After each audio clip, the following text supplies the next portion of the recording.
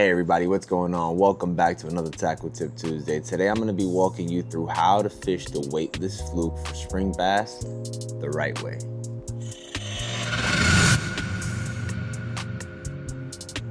The fluke is one of the most natural bait fish imitators you can throw. It's simple, but when you work it properly, it can be absolutely deadly, especially when bass are roaming around shallow flats or hanging tight to cover this time of year.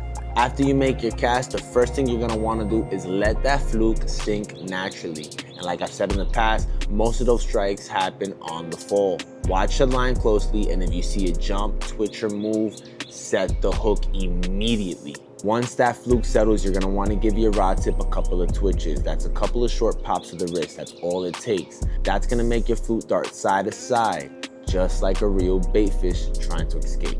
After the twitches, you're gonna wanna pause. Let that fluke glide and flutter on its own. Bass see that as a wounded bait fish, and a lot of the times, they'll come out of nowhere to crush it.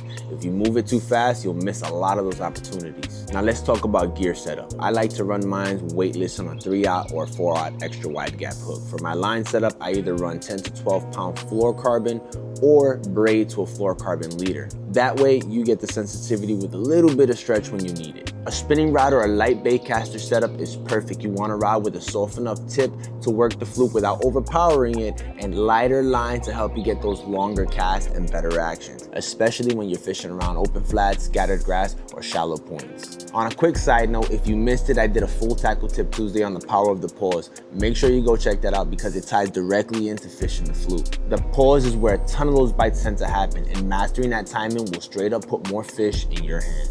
So remember, it's cast, let it fall, twitch, then pause. Stay patient, keep your eyes on the line, and let the fluke do the work. If this video helped you out, make sure you like, comment, share, and subscribe. And like always, I'll catch you guys on the next one.